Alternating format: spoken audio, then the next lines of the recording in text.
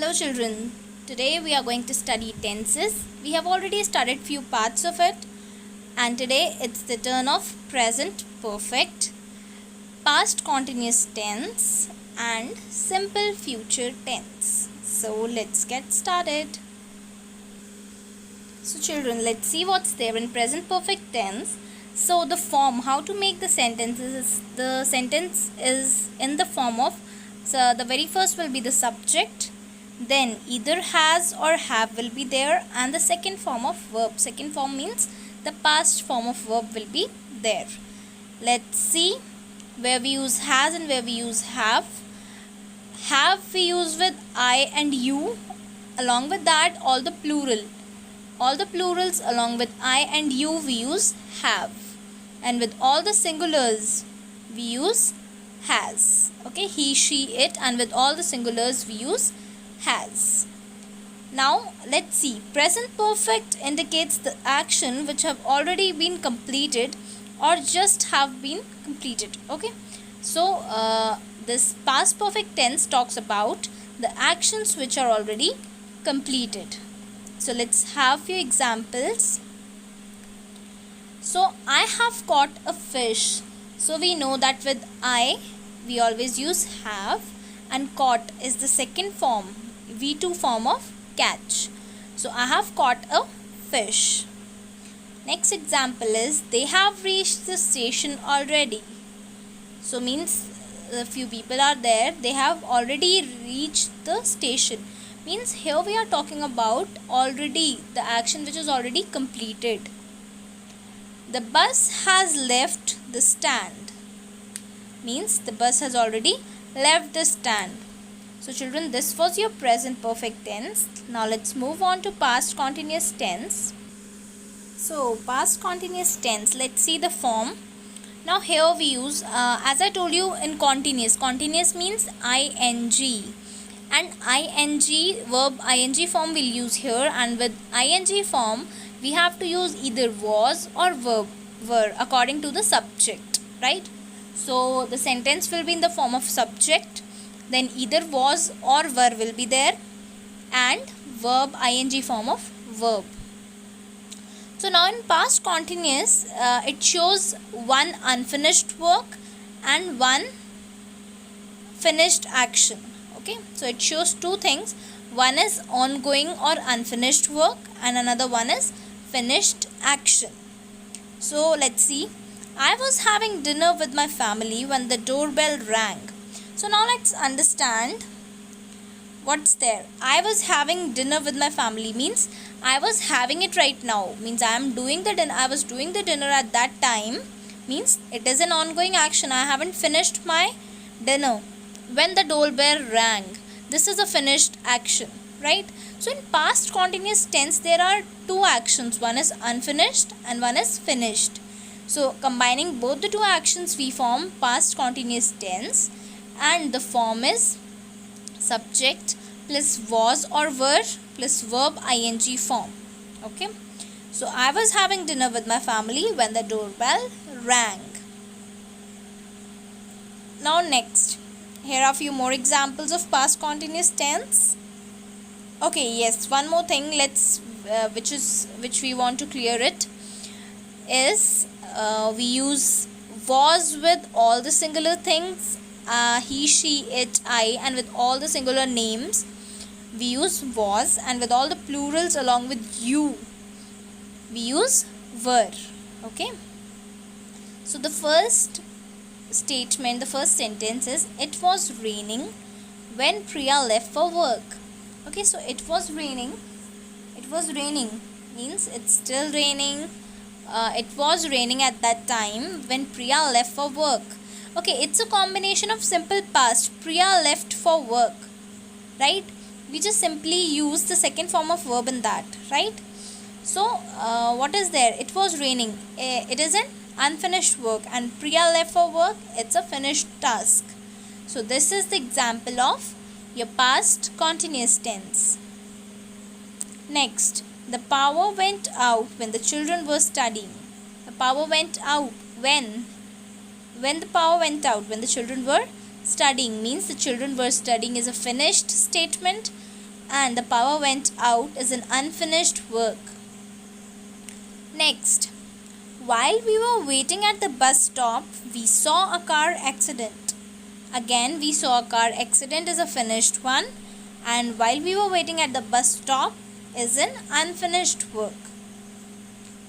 So now let's have a review of simple present.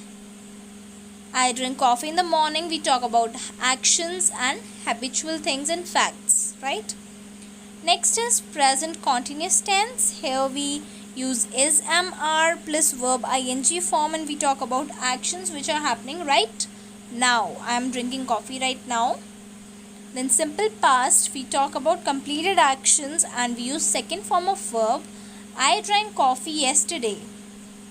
And in past continuous, we talk about a finished action and an unfinished action, right?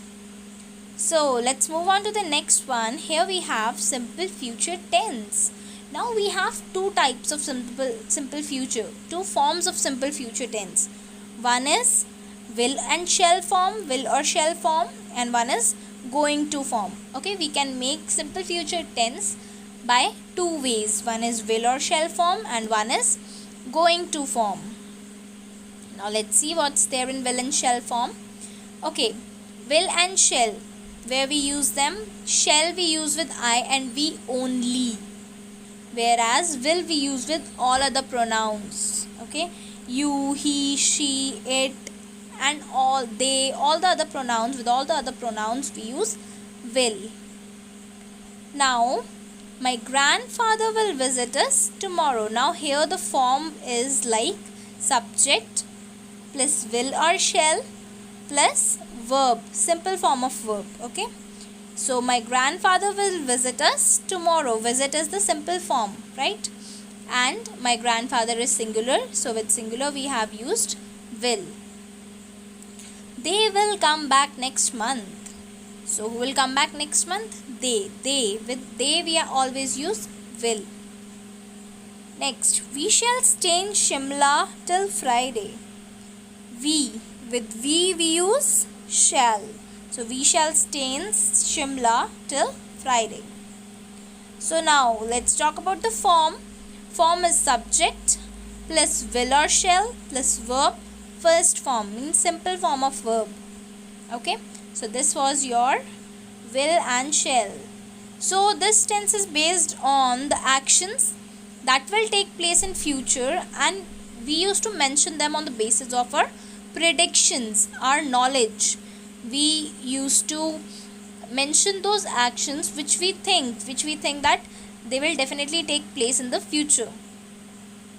Okay, so here are a few questions for you. Fill in the blanks with simple future. So the porters dash the luggage. Porters is what? It's not I and it's not we, so definitely we'll use will here.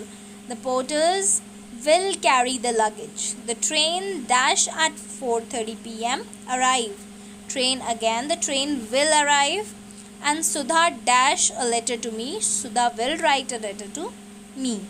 This was your simple future. And which form of simple future? Will and shall form. So again we have one more thing, how to convert the sentence into simple future. Here we have a statement that Varun plays the guitar. Plays, in place of plays, Varun is a singular person, and with Varun we'll use will. Varun will play the guitar. Okay children, so let's move on to our next form, which is going to form. Now if you don't want to write will or shall, or if you are getting confused with it, so here is one more form for it, going to form. What is the form of it? In this the statement is in the form of subject. The very first thing will be subject, and according to the subject you have to place is, am or are. If the subject is singular, then you'll use is. If the subject is, if I is there as subject, then you'll use am, and if any plural subject is there, then you'll use are. Okay, along with that you'll use going to. Going to is mandatory in this form. Okay, and then simple form of verb. So I told you that I we use with am, he, she, it means singular we use. With all the singulars we use is, and with all the plurals we use are. So let's see few statements. I am going to talk to him now. Now I is the subject we know, and with I we always use am. Then I am, after that we have to put going to. I am going to, then verb is your talk. So talk is in its simple form. So this is the form of simple future. Okay, so let's see the next statement. Meena's mother is going to take her to the doctor. Meena's mother will take her to the doctor. So Meena's mother is singular, and with singular we use is, and then going to, and then the verb which is take. Next one, Sita is going to stay with her aunt. Sita, again singular, and with singular we use is, and is, after is we have to use going to, then your verb is stay. So children, this was all for your today's class. We'll meet again soon. Till then, bye bye.